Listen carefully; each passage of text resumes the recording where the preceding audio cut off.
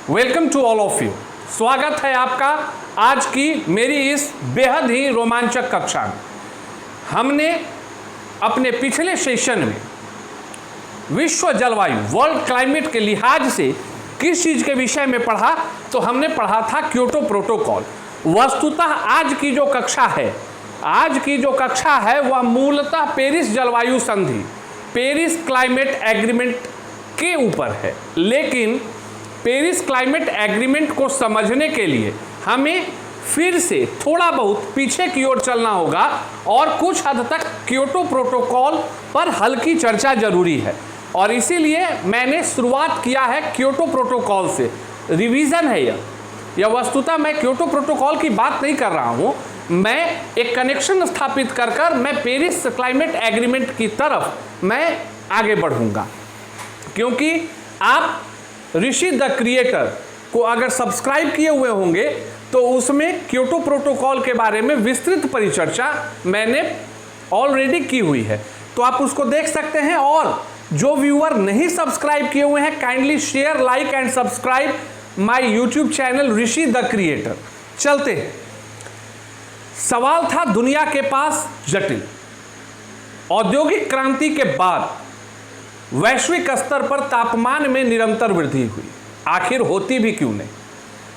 जब उद्योग कल कारखाने तेजी से बढ़ने लगे, फलने लगे, फूलने लगे, तो स्वाभाविक था कि हानिकारक गैसों का उत्सर्जन शुरू हो गया, जिसके कारण विश्व के तापमान में धीरे धीरे वृद्धि होने लगी। विश्व के तापमान में वृद्धि के कुप्रभाव की चर्चा मैं न भी करूं तो आप समझ लीजिएगा कि जिस घर में, एक हिंदुस्तानी के लिहाज से मैं बोलता हूं, जिस घर में हाथ के झेलने वाले पंखे की भी आवश्यकता साल में 2 महीने पड़ती थी, आज एक मध्यम वर्गीय घर में भी आपको एसी दिखेगा। यह इस बात का परिचायक है कि तापमान बढ़ा है, और तापमान जैसे जैसे बढ़ेगा समस्याएं वैसी वैसी बढ़ेंगी। तो इसीलिए मैंने इस टॉपिक को चुना। अब सवाल करते हैं सीओपी की पहली बैठक। सीओपी की पहली बैठक कब हुई थी? सीओपी 1 जिसको कहा जाता है 1995 में। सीओपी की पहली बैठक कब हुई थी? 1995 में। सीओपी का फुल फॉर्म क्या था? Conference of parties. उद्देश्य क्या था भाई? सीएफसी, ग्रीन हाउस गैसेज जो हैं, जिसका एक अच्छा प्रोड्यूसर माना जाता है कंटेंट सीएफसी को, क्लोरोफ्लोरोकार्बन को, कि ग्रीन हाउस गैसेस के उत्सर्जन पर कैसे लगाम लगाया जाए, जिसके लिए 1900 सीओपी की तीसरी बैठक, 95 में पहली, 96 में दूसरी और 97 में तीसरी बैठक, जिसे सीओपी 3 के नाम से भी जाना जाता है, 1997 में बैठक होती है। कहाँ होती है? क्योटो शहर में होती है, जापान के, जिसके कारण कि उस जो सम्मेलन सीओपी 3 सम्मेलन था उसे क्योटो प्रोटोकॉल के भी नाम से जाना जाता है।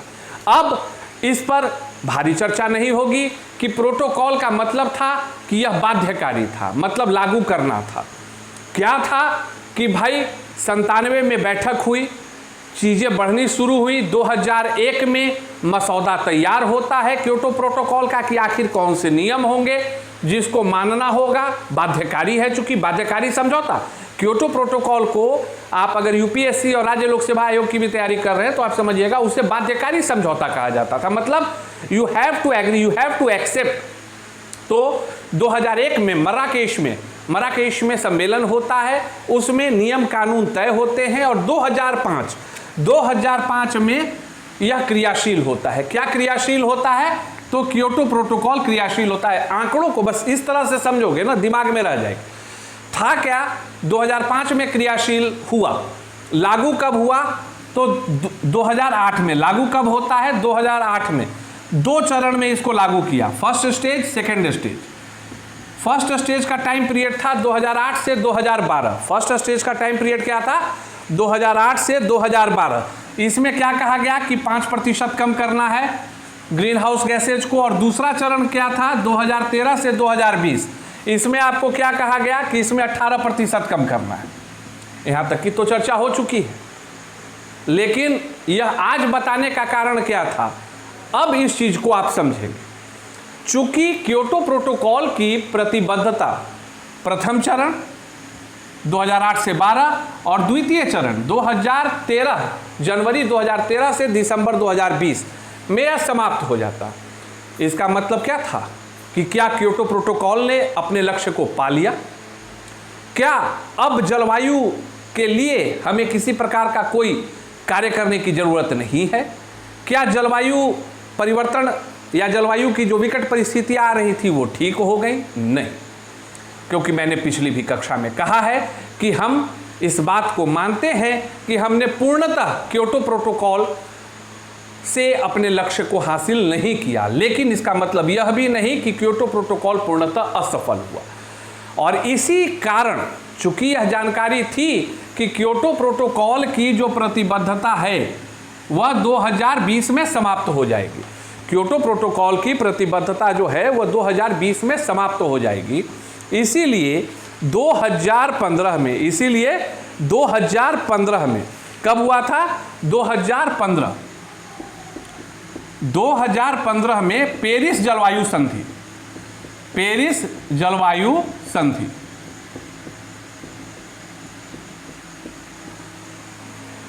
स्वरूप में आया। पेरिस जलवायु संधि मूलतः 2015 जो था वह COP21, इसे COP21 कहा जाता है। जिस प्रकार से ये चीज आपको जाननी है कि Kyoto protocol conference of parties की तीसरी बैठक में हुआ था COP3, उसी तरह से पेरिस जलवायु संधि 2015 में हुआ था और 2015 में जो बैठक हुई थी कॉन्फ्रेंस ऑफ पार्टीज की वह 21वीं बैठक थी। मतलब 21वीं मतलब प्रत्येक साल एक बैठक, तो 21वीं बैठक थी और उसी में पेरिस जलवायु संधि जो है आपका अस्तित्व में आया। अस्तित्व में आने का कारण क्या था? अस्तित्व में आने का कारण था कि यह जो 2020 में समाप्त होने जा रहा था इसको आगे बढ़ाने के लिए 2015 में पेरिस जलवायु संधि अस्तित्व में आया, ताकि जो लक्ष्य क्योटो प्रोटोकॉल से पूरे नहीं किए जा सके उन्हें भी पूरा करना है, पहली बात। दूसरी बात, जो खामियां क्योटो प्रोटोकॉल में रह गई, जो परेशानी का सबब बनी, उसे दूर करते हुए अपने लक्ष्य की प्राप्ति के लिए 2015 में पेरिस जलवायु संधि अस्तित्व में आई। वस्तुतः इस चीज को आपको समझना है कि भाई जलवायु परिवर्तन का मतलब क्या होता है। सरल भाषा, अगर आपसे पूछा जाए कि जलवायु परिवर्तन का मतलब क्या होता है तो तापमान में वृद्धि, समुद्र के जल स्तर में वृद्धि, ग्लेशियर का पिघलना, यही सभी तो जलवायु परिवर्तन के निशानियां हैं। These are the indicators of climate change, यही निशानियां हैं।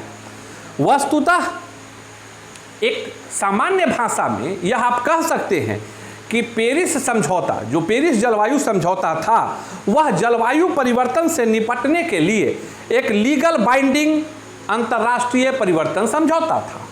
फिर से मैं दोहराता हूं, इस चीज को याद रखना। मेरे चैनल पे पीछे जाइएगा, रिवाइंड कीजिएगा और सुनिएगा। पेरिस समझौता जो जलवायु समझौता था वह मूलतः जलवायु परिवर्तन से निपटने हेतु लीगल बाइंडिंग अंतर्राष्ट्रीय पर्यावरण समझौता था और कुछ भी नहीं था। हाँ, चीज़ें कुछ अलग थी, क्योटो प्रोटोकॉल से कुछ भिन्नता थी जिसकी चर्चा हम धीरे धीरे करेंगे। कारण स्पष्ट है, बेहद सरल भाषा में समझाना है। जैसे मैंने क्योटो प्रोटोकॉल को बेहद ही सरल भाषा में समझाया, उसी तरह से पेरिस जलवायु संधि को भी बिल्कुल ही सरल भाषा में मैं समझाऊंगा, उनके उद्देश्यों को लेकर, उनकी आवश्यकताओं को लेकर। तो पहली चीज़ जो स्पष्ट थी कि चूंकि 2020 में क्योटो प्रोटोकॉल की जो अवधि थी वो समाप्त हो जाती, इसीलिए 2015 में इस कार्य को जारी रखने के लिए क्या किया गया? दुनिया के देशों के द्वारा पेरिस जलवायु समझौता किया गया। अब सवाल आता है कि पेरिस जलवायु समझौता है क्या? अब सवाल आता है कि जो COP21 की बैठक में, मैं मिटा रहा हूँ अब, क्योंकि आप रोक कर कभी भी यह कर सकते हैं। जो COP21, इसे मैं आपके लिए सरल भाषा में COP21 लिखता हूँ। COP21 यही तो है, क्या है? पेरिस जलवायु संधि। इसी COP21 की बैठक में हुआ। कब हुआ? 2015 में हुआ। कब हुआ? 2015 में हुआ। आखिर इसे समझा कैसे जाए? इसके बारे में आंकड़े मिले तो मिले कैसे? तो वस्तुतः सबसे पहला चीज कि COP21 की बैठक 2015 में आयोजित होती है, जहां पेरिस जलवायु संधि अस्तित्व में आता है, मतलब चर्चा में आता है। लेकिन यह वस्तुतः 4 नवंबर 2016 यह वस्तुतः 4 नवंबर 2016 को लागू किया गया। यह वस्तुतः 4 नवंबर 2016 को लागू किया गया, पहली बात। दूसरी बात, यह जो कार्य हो रहा था वो पूर्णतः किसके, बाकी मैं सदस्य राष्ट्रों की बात नहीं कर रहा हूँ, यह पूर्णतः यूनाइटेड नेशन के द्वारा यह कार्य किया जा रहा था, संयुक्त राष्ट्र के द्वारा यह कार्य किया जा रहा था। पहला चीज कि पेरिस जलवायु संधि बैठक कब हुई? COP21 2015, लागू कब हुआ? 4 नवंबर 2016 को। लेकिन भारत जो है उसने 2 अक्टूबर 2016 भारत जो है उसने 2 अक्टूबर 2016 को अनुमोदित कर दिया। क्यों किया? चूंकि एक बड़ा ही प्रभावकारी, आशावादी, सकारात्मक पहल थी और इसीलिए भारत ने इसे अनुमोदित करने के लिए हमारे राष्ट्रपिता महात्मा गांधी के जन्मदिन को चुना और 2 अक्टूबर 2016 को भारत के द्वारा अनुमोदित कर दिया गया। यह सबसे बड़ी चीज़ है जो आपको जानकारी होनी चाहिए। अब सवाल आता है कि आखिर यह समझौता है क्या? आखिर यह समझौता है क्या? क्या है? तो सबसे पहली चीज जो आपको याद रखनी है कि उद्देश्य एक, ग्रीन हाउस गैस के उत्सर्जन में कमी। जो पहला चीज है ग्रीन हाउस गैस के उत्सर्जन में कमी, ये तो सबसे बड़ा मोटो है, बिल्कुल सरल। मैंने पहले आपको बताया है कि अगर परीक्षा में पूछे जाएं कि भाई इसमें से ग्रीन हाउस गैसेस कौन से हैं, तो आपको याद रखना है, मैं फिर से दोहरा रहा हूं, carbon dioxide CO2, methane CH4, ozone, nitrous oxide, chlorofluorocarbon CF6, hydrofluorocarbon. These are the major examples of green house gases। यह ग्रीन हाउस गैसेस के प्रमुख उदाहरण हैं कि इन्हीं गैसों को ग्रीन हाउस गैस के अधीन रखा जाता है। सामान्यतः हम बहुत पढ़ते हैं, बहुत जानकारियां रखते हैं, लेकिन होता क्या है यही नहीं पता है। ग्रीन हाउस गैस कोई है क्या? ग्रीन हाउस गैस कोई गैस है क्या? नहीं, यह एक पार्टिकुलर गैसों का समूह है और इसी की जानकारी छूट जाती है। तो बुनियादी चीजें हैं जो आपको जाननी चाहिए। अब दूसरा पॉइंट क्या रखा गया कि सदी के वैश्विक तापमान के वृद्धि को 2 डिग्री C से कम रखा जा सके। मतलब अंधाधुंध तापमान में वृद्धि नहीं होनी चाहिए। यह सुनिश्चित करना होगा कि सदी के वैश्विक तापमान वृद्धि को पूर्व औद्योगिक स्तर से, मतलब इंडस्ट्रियलाइजेशन के पहले से 2 डिग्री C से कम रखा जाए। यह सबसे बड़ा उद्देश्य था।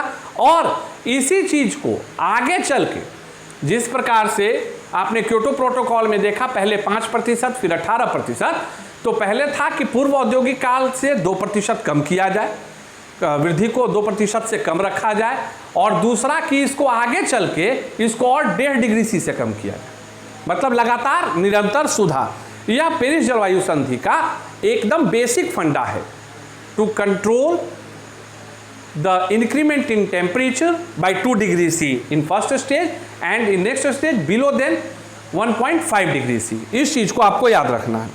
दूसरा चीज जो सबसे बड़ी बात थी इस संधि में, जिस चीज को आप समझेंगे, इसके व्याख्या में, इसके क्रियान्वयन में दूसरी सबसे बड़ी चीज थी कि यह ऐच्छिक था। मतलब आप कितना उत्सर्जन कम करेंगे यह कोई बाध्यकारी चीज नहीं है, यह ऐच्छिक। आप खुद ही डिसाइड करें कि कितना कम करें। इस पर भी चर्चा अभी होगी, इस पर भी एक बृहद चर्चा अभी होनी है कि इसको कहते क्या है, इसको कहते क्या है, इसको किस तरह से समझा जाए कि भाई इसको सरल भाषा में अगर समझना हो तो व्यक्ति किस प्रकार से समझेगा। तो वस्तुतः इस चीज़ को समझने के लिए कि हम लोग डिसाइड करेंगे, कैसे डिसाइड करेंगे, क्या डिसाइड करेंगे, ये ड्रॉबैक्स है जो आगे चर्चा होगी। वस्तुतः समझिए, वस्तुतः सभी राष्ट्रों के लिए कार्बन उत्सर्जन में कटौती हेतु लक्ष्य निर्धारित करने को कहा गया। सभी राष्ट्रों को कहा जाता है कि कार्बन उत्सर्जन में कमी के लिए आप अपने अपने लक्ष्यों को अपने से स्थापित करें, एक तय करें कि हाँ हम इतना कार्बन के उत्सर्जन में कमी करेंगे, और इसे ही राष्ट्रीय स्तर पे निर्धारित योगदान क्या कहा गया? राष्ट्रीय स्तर पर निर्धारित योगदान, इसे क्या कहा गया? राष्ट्रीय स्तर पे निर्धारित योगदान। इस चीज को याद रखना है, INDC। INDC का फुल फॉर्म होता है intend national determined contribution. Intend national determined contribution, INDC। और INDC ही वह मानक रहा जो कि एक आधार बना कि इसी के आधार पे आपको बताना है। मतलब INDC इज एन इंडेक्स, यह एक इंडेक्स था और इसी के हिसाब से लोगों ने तय किया, और बाद में चल के इसको NDC कहा जाने लगा, मतलब नेशनल डिटरमाइंड कंट्रीब्यूशन। मतलब पहले जो था वो INDC था, जिसे बाद में नेशनल डिटरमाइंड कंट्रीब्यूशन के तौर पे NDC जो इंडेक्स था उसको NDC कहा गया कि राष्ट्रीय स्तर पे ये है। तो इस चीज़ को समझना है। तो ठीक है, इस चीज़ को हम लोगों ने समझा। तो था क्या INDC के बाद कि सभी राष्ट्रों को यह सहूलियत दिया गया कि आप अपने स्तर पर यह तय करें, उस सीमा को तय करें कि आखिर आपके उत्सर्जन में कमी की सीमा क्या होगी।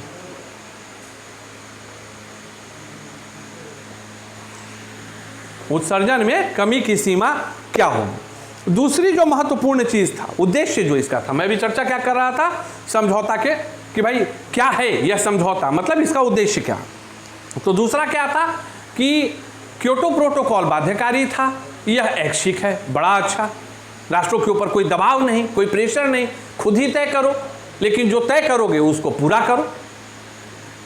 स्वाभाविक है कि गति धीमी होगी, लेकिन इसमें भय का माहौल नहीं रहेगा। दूसरा क्या था इसमें कि अमीर राष्ट्रों के द्वारा गरीब राष्ट्रों को जो है नवीकरणीय ऊर्जा के स्रोत साधन को अपनाने के लिए सहयोग किया जाएगा। मतलब जो रिच कंट्रीज हैं वह वैसे कंट्रीज जो इस रिन्यूएबल सोर्स ऑफ एनर्जी को अफोर्ड नहीं कर सकते हैं, क्योंकि लागत ज़्यादा है, बहुत सारी बातें होती थी, तो उसके लिए इस समझौता में कहा गया कि अमीर राष्ट्र जो है वह गरीब राष्ट्रों का मदद करेंगे। मतलब सहयोग की भावना, यह जो है सहयोग की भावना पर आधारित था।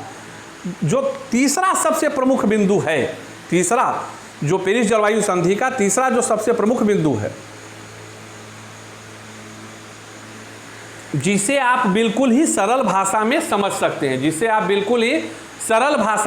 सकते हैं, वो 2 डिग्री सी 1.5 डिग्री सी कम करना है। आपको खुद लगेगा कि it's a little bit hectic, pathetic to understand.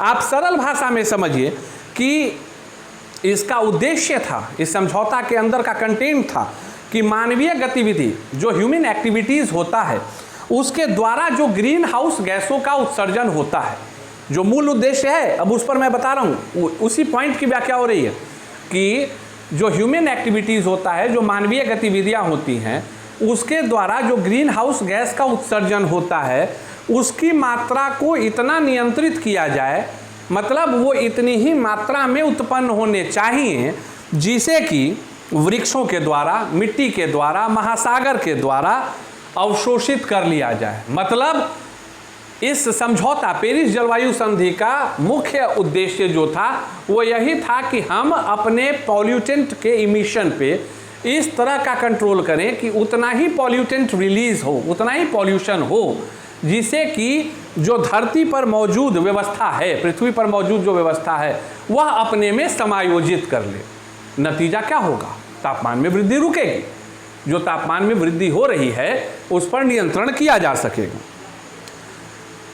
अगला जो मुख्य बिंदु है जो पेरिस जलवायु संधि के अधीन है, जिसे समझने की जरूरत है कि यह समझौता वित्त, तकनीक और क्षमता निर्माण का फ्रेमवर्क मुहैया कराना है। मतलब जो अमीर राष्ट्र हैं वह गरीब राष्ट्र को वित्त देंगे रिन्यूएबल सोर्स के स्टैब्लिशमेंट के लिए। अगर टेक्नोलॉजी नहीं है तो टेक्नोलॉजी देंगे, और अगर क्षमता नहीं है, पोटेंशियल नहीं है, तो they will establish the framework for the potential development. मतलब पूर्णतः यह जो है समझौता वह पूर्ण सहयोगात्मक पद्धति पर आधारित है। और अंत में पेरिस जलवायु संधि को कहा गया इसमें कि सन 2020 तक आपको जो एनडीसी के तहत मानक है उस पर अपनी योजनाओं को प्रस्तुत करना होगा। अब क्या सवाल आ रहा है दिमाग में, मैंने कौन सा शब्द कहा कि 2020 तक राष्ट्रीय स्तर पर जो योगदान की योजना है वह सौंपनी होगी, वह जो है सीओपी की बैठक में सौंपनी होगी। अब यही गेम था 2020 तक क्यों कहा गया था? क्यों? क्योंकि 2020 क्योटो प्रोटोकॉल का आखिरी वर्ष था, और इसी कारणवश ऐसा कहा जा रहा था कि जो 2020 में सीओपी की 26वीं बैठक होने वाली थी, कहाँ होने वाली थी? ग्लासगो में। कहाँ होने वाली थी? ग्लासगो, यूनाइटेड किंगडम में, जो कि अब 2021 में होगी। कोरोना के कारण, कोरोना महामारी के कारण वह रोक दी गई, स्थगित कर दी गई, या कहें निलंबित कर दी गई। अब वो 2021 में होगी वह बैठक। 2021 में उसके लिए तिथि भी निर्धारित कर दिया गया है, 1 नवंबर से 12 नवंबर। और यह बैठक अति महत्वपूर्ण है क्योंकि इन सभी राष्ट्रों को एनडीसी के तहत अपनी योजनाओं को सौंप देना होगा। This is the fact, this is the content of Paris climate agreement. समझौता क्या था, उद्देश्य क्या थे, और सबसे बड़ी चीज जो आपको जाननी चाहिए कि आज के डेट में, in today's scenario,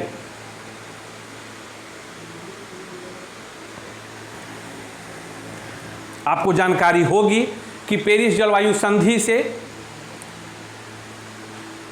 Donald Trump, भूतपूर्व अमेरिकी राष्ट्रपति, ने अमेरिका को बाहर कर लिया। लेकिन चूंकि यह वीडियो आज रिलीज मैं कर रहा हूं, तो आज के आंकड़े के अनुसार जो बाइडन, जो कि यूनाइटेड स्टेट्स ऑफ अमेरिका के रनिंग प्रेसिडेंट हैं, उन्होंने अमेरिका को पुनः पेरिस क्लाइमेट एग्रीमेंट के अंदर मतलब को स्वीकार कर लिया है। वो जो बाहर निकाले थे ट्रंप साहब, तो बाइडेन जो है फिर से पेरिस क्लाइमेट एग्रीमेंट का हिस्सा हो चुका है। इसका कार्य क्षेत्र व्यापक है, चूँकि वर्तमान में कुल 197 राष्ट्र हैं, प्रत्यक्षता परोक्षता जो यूनाइटेड नेशन में है नहीं है, जो भी है 197 राष्ट्र इससे जुड़े हुए हैं। Syria was the last country जिसने इसकी सदस्यता ली है। याद रखिएगा, अभी के लिहाज से जो सीओपी है, कॉन्फ्रेंस ऑफ पार्टीज, उसका सबसे आखिरी सदस्य कौन है? सीरिया है। उसका सबसे आखिरी सदस्य कौन है? सीरिया है। 179 राष्ट्र, उसमें से 179 राष्ट्र इस समझौते को औपचारिक रूप से अपनी अनुमति दे चुके हैं, जबकि कुछ राष्ट्र जैसे रूस, तुर्की, ईरान अभी औपचारिक रूप से इसमें शामिल नहीं हुए। लेकिन फिर भी 179 राष्ट्रों का औपचारिक रूप से शामिल होना और बाकी का इससे जुड़ा होना, यह इस चीज़ को बताने के लिए काफ़ी पर्याप्त है कि पेरिस जलवायु संधि का कार्य क्षेत्र कितना व्यापक है। इस चीज़ को समझने की आवश्यकता। अब सवाल आता है आपके दिमाग में कि मैंने शुरुआत किया क्योटो प्रोटोकॉल से, फिर हम आए पेरिस जलवायु संधि। क्योटो प्रोटोकॉल मतलब अगर अब अंतर पूछा जाए तो सरल भाषा में आप क्या बताएंगे कि क्योटो प्रोटोकॉल एक बाध्यकारी समझौता था, एक बाध्यकारी समझौता था, जबकि जो पेरिस जलवायु संधि है वह क्या है? ऐच्छिक है। इसमें क्योटो प्रोटोकॉल में लक्ष्य बाध्यकारी थे, जबकि पेरिस जलवायु संधि में लक्ष्य बाध्यकारी नहीं है। क्यों नहीं है? चूंकि यह राष्ट्र को खुद तय करना है कि वह जो ग्रीन हाउस गैसेज हैं उसके उत्सर्जन में कितनी कमी करता है। यह राष्ट्रों के ऊपर दिया गया है। घुमाकर उसी चीज को कि क्योटो प्रोटोकॉल में संस्था और संगठन तय कर रही थी कि आपको कितना कम करना है, मतलब प्रथम चरण में 5%, दूसरे चरण में 18%, जबकि पेरिस जलवायु संधि में यह राष्ट्रों को खुद तय करना है कि वह ग्रीन हाउस गैसेस के उत्सर्जन में कितनी कमी करेंगे। तो यह जो है मूल चीजें थी जो हमें पेरिस जलवायु संधि के विषय में जाननी चाहिए। पेरिस जलवायु संधि और क्योटो प्रोटोकॉल, उसमें भी तुलनात्मक विवेचन हुआ, सरल भाषा में हुआ, उम्मीद करते हैं समझ में आया होगा। अब सवाल आता है कि भाई पेरिस जलवायु संधि अच्छी चीज है, आपने बताया ऐच्छिक है, integrated nationally determined contribution INDC, कालांतर में NDC, नेशनली डिटरमाइंड कंट्रीब्यूशन, सब चीजें समझ में आ रही। कमी करना है, ग्रीन हाउस गैसेस के कंपोनेंट कौन कौन से हैं, लेकिन चूंकि हम भारतीय हैं तो हमें यह भी तो जानना चाहिए कि भारत का क्या मतलब, how we can connect the relationship between Paris climate agreement and India. तो अब उस पर एक संक्षिप्त परिचर्चा, क्योंकि जब तक भारत के साथ कनेक्शन स्थापित कर पेरिस जलवायु संधि को नहीं समझा जाएगा तब तक पूरा मजा नहीं आएगा। तो सबसे पहले एक हल्का ब्रशअप, COP1 कब हुआ? 1995। COP3 कब हुआ? 1997। नाम क्या पड़ा? Kyoto protocol. 2001 मराकेश सम्मेलन, 2005 में क्रियाशील होता है। 2008 से 12 पहला सेगमेंट 5% कम करना है। जनवरी 2013 से दिसंबर 2020 सेकेंड स्टेज कितना परसेंट कम करना है? 18% कम करना है। अब चूंकि 2013 से 2020 के बाद क्योटो प्रोटोकॉल का जो टाइम ड्यूरेशन था, टाइम बॉन्डिंग था, वो खत्म हो जाता, इसीलिए 2015 में क्या किया गया? पेरिस जलवायु संधि। क्या किया गया? पेरिस जलवायु संधि लागू कब हुआ? 4 नवंबर 2016। भारत ने कब इस प्रस्ताव को अनुमोदित किया? 2 अक्टूबर 2016 को। 2 अक्टूबर का दिन चुनने का कारण क्या था? चूंकि हमारे राष्ट्रपिता का जन्मदिन था। इसका फ्रेमवर्क किस पे निर्धारित होता है? तो नेशनली डिटरमाइंड कंट्रीब्यूशन, पहले इसको इंटेंड नेशनली डिटरमाइंड कंट्रीब्यूशन कहते थे INDC, बाद में नेशनली डिटरमाइंड कंट्रीब्यूशन कहे। मजेदार। इसका अर्थ क्या है? जवाब कि भाई राष्ट्रीय स्तर पर निर्धारित योगदान, राष्ट्रीय स्तर पर निर्धारित योगदान मतलब कि हम तय करेंगे कि हमें जो ग्रीन हाउस गैसेज हैं उसके इमिशन में कैसे कटौती करनी है, कितनी कटौती होगी।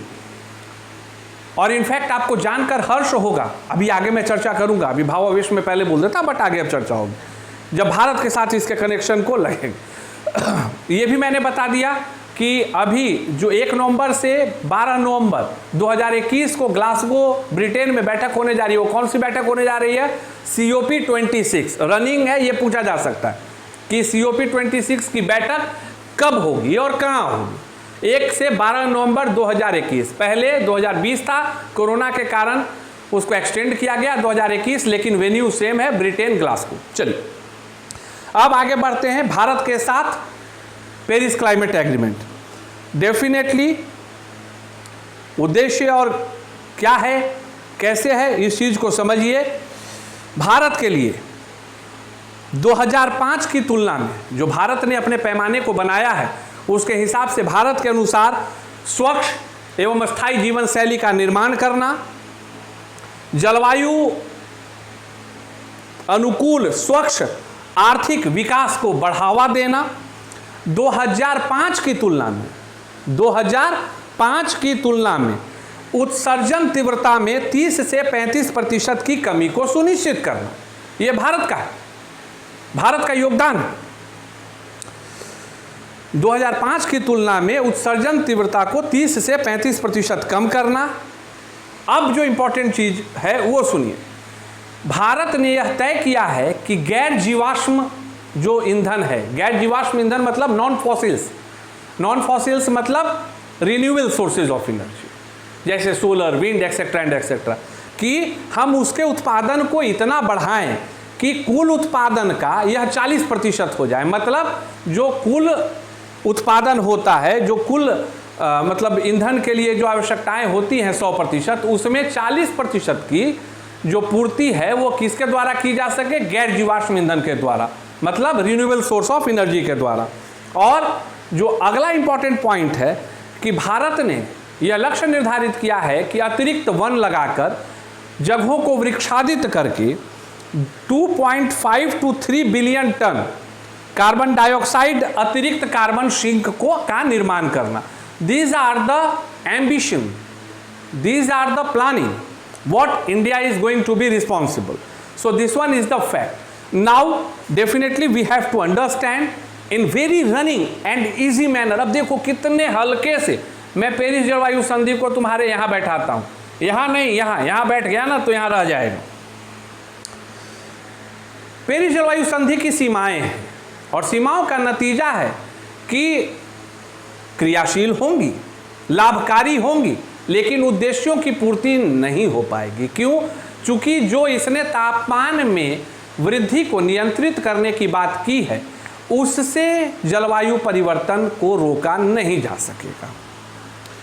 दूसरी जो महत्वपूर्ण बात है पेरिस जलवायु संधि में, चूंकि INDC या NDC में है क्या, राष्ट्र तय कर रहा है, यह एक बहुत बड़ा हर्डल है। अगर राष्ट्र खुद कार्बन उत्सर्जन की सीमाओं को तय करेगा तो निसंदेह हमें अपने लक्ष्य को प्राप्त करने में मुश्किलातों का सामना करना होगा। क्यों? चूंकि अगर आप खुद लक्ष्य को निर्धारित करते हैं मतलब कि कोई परिभाषा नहीं है, हम स्वतः अपने हिसाब से संज्ञान में लेते हुए और लक्ष्य बनाते हैं, यह कोई पैमाना नहीं है। तो पैमाना का नहीं होना इसके लक्ष्य प्राप्ति में सबसे बड़ा बाधक है। और जितनी, मैंने फिर से कहा, जितनी तापमान में कमी करने के प्रयास करने की बात की गई है वह जलवायु परिवर्तन को रोकने के लिए नाकाफी है। अब सवाल आता है कि भारत की योजनाएं अच्छी हैं। इनफैक्ट आपको एक जानकारी नहीं होगी, जो भारत ने NDC के तहत मतलब राष्ट्रीय स्तर पर निर्धारित योगदान के तहत जो अपनी बातें कही हैं उसके हिसाब से, भारत के हिसाब से जो भारत का पैरामीटर है ना वो पेरिस के पैरामीटर के इक्विवेलेंट है। मतलब जो पेरिस जलवायु संधि के मूल उद्देश्य हैं, जो मूल लक्ष्य हैं उससे बिल्कुल मिलता जुलता है, लेकिन फिर भी चुनौतियां हैं। क्यों हैं? चूंकि आज के भी समय में यहाँ पर तकनीक के क्षेत्र में निवेश की संभावनाएं बहुत कम है, बेहद कम निवेश है। सौर ऊर्जा, पवन ऊर्जा जैसे संसाधन मौसमी परिस्थिति पर निर्धारित हैं। आधुनिक तकनीक मतलब गैर पारंपरिक की अगर हम बात करते हैं और रिन्यूएबल सोर्स की बात करते हैं तो इस आधुनिक तकनीक के लिए जितने वित्त की, जितने फंड की आवश्यकता होगी वह भारत के लिए चुनौती है। और सबसे बड़ी बात कि आप सरल भाषा में समझ लीजिए कि सोलर ऊर्जा बहुत अच्छा है। सोलर ऊर्जा वैश्विक तापमान के वृद्धि को रोकने में सहायक है, आप भी सहमत होंगे। लेकिन क्या हमारे भारतवासी आप यह कह सकते हैं कि हम अपने खेतों में सोलर पैनल लगा दें और उसमें टूट फूट नहीं हो? तो भारत के लिहाज से चूंकि यह सघन आबादी का क्षेत्र है तो यहाँ पर इसके रख रखाव की भी बहुत बड़ी समस्या है। कारण स्पष्ट है कि इसके आधारभूत संरचना, इसके लिए जो आवश्यक आधारभूत संरचना है वो पर्याप्त नहीं है। हाँ, लेकिन